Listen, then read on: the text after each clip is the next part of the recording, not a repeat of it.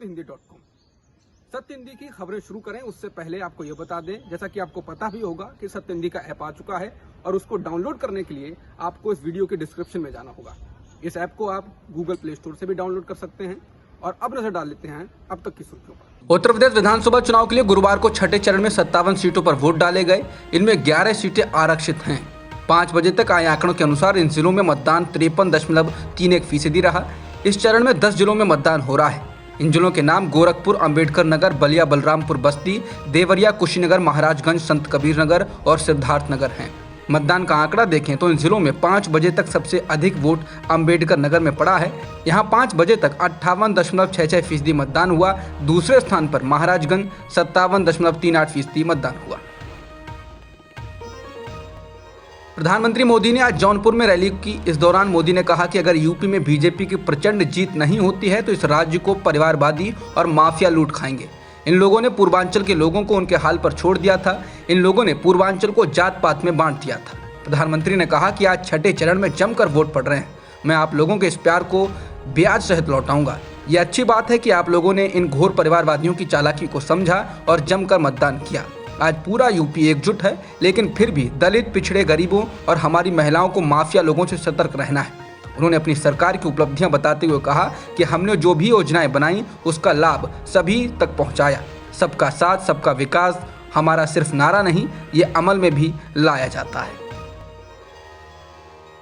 पश्चिम बंगाल की मुख्यमंत्री ममता बनर्जी जब बुधवार शाम को वाराणसी पहुंची तो हिंदू युवा वाहिनी के नेताओं ने उन्हें काले झंडे दिखाए और जय श्री राम के नारे भी लगाए, लेकिन ममता ने इसका शांतिपूर्वक जवाब दिया।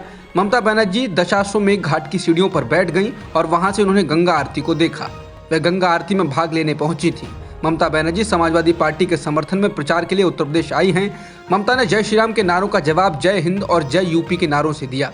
ममता ने गुरुवार को एक चुनावी जनसभा में कहा कि उन पर कई बार हमला किया जा चुका है, लेकिन वो कभी झुकी नहीं है और एक फाइटर हैं।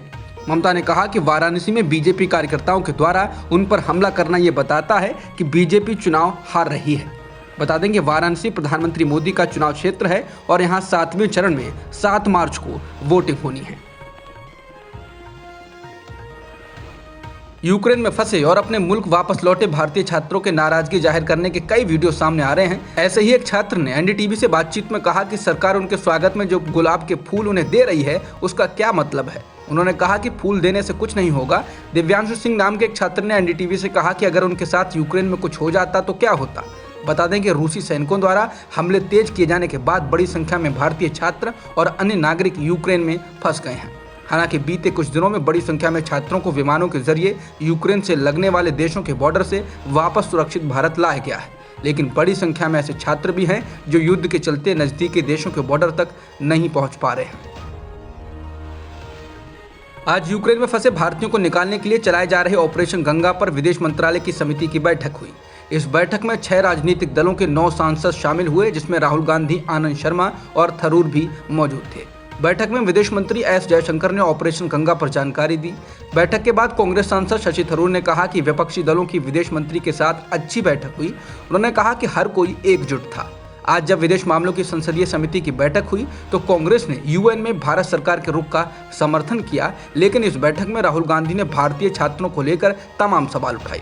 राहुल ने आज इस बैठक में कहा कि यूक्रेन से भारतीय नागरिकों को निकालना सरकार की प्राथमिकता होनी चाहिए। सरकार अपनी एडवाइजरी में जो सलाह भारतीय छात्रों को दे रही है वो गुमराह करने वाली थी।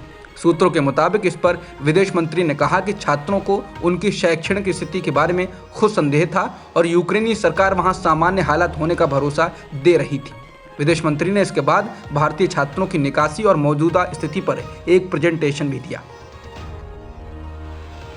यूक्रेन में फंसे भारतीय नागरिकों को लेकर भारत सरकार की ओर से कहा गया कि अब तक यूक्रेन से 6200 भारतीय नागरिकों की वापसी हो चुकी है।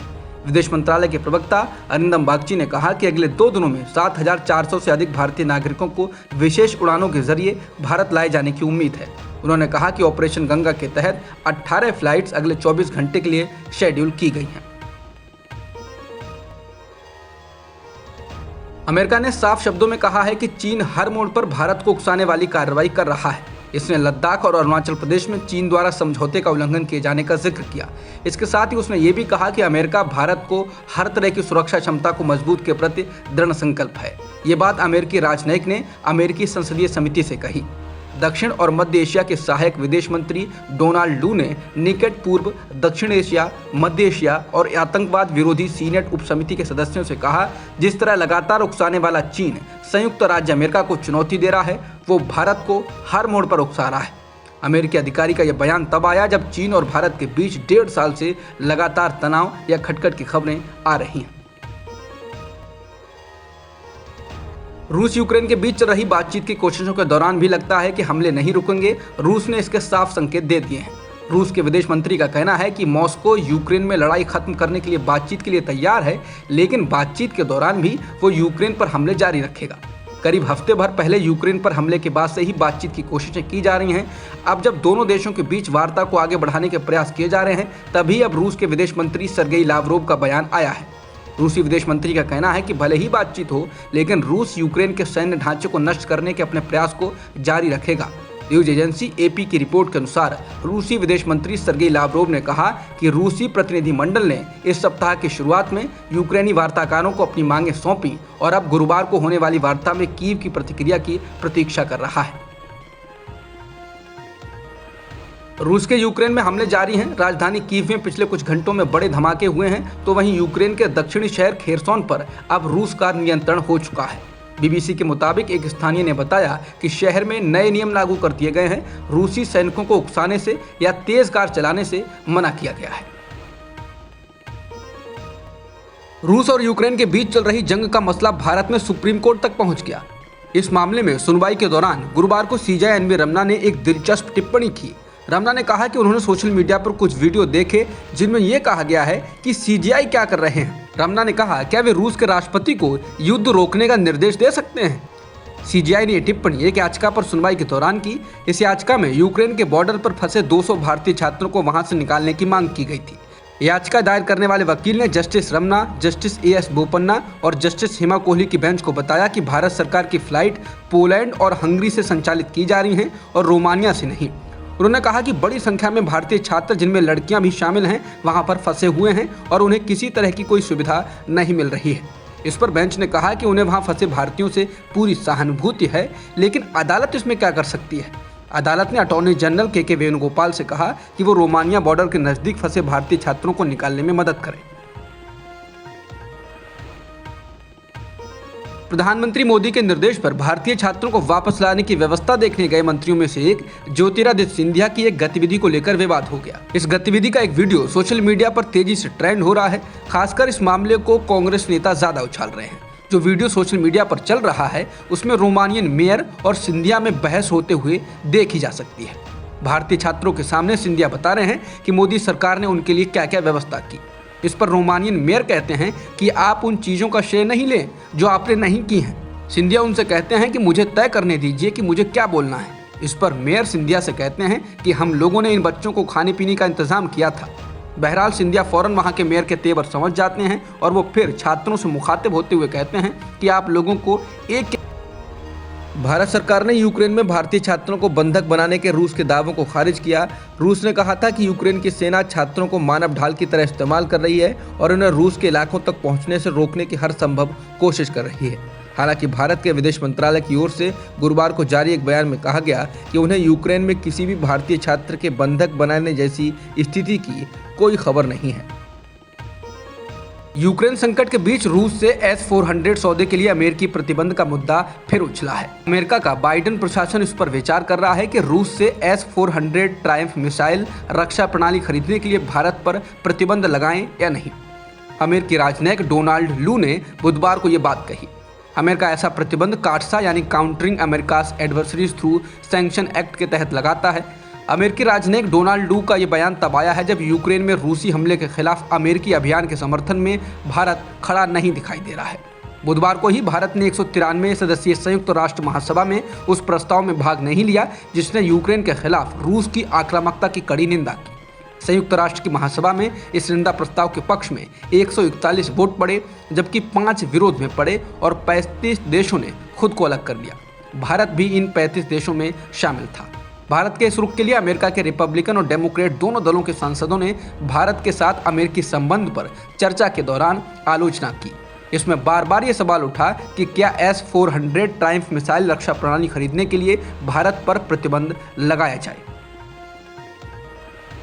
रूस के द्वारा यूक्रेन पर हमला करने के 7 दिनों के भीतर 10 लाख से ज्यादा लोगों को यूक्रेन छोड़ने के लिए मजबूर होना पड़ा है। संयुक्त राष्ट्र की एक शरणार्थी एजेंसी ने जानकारी दी।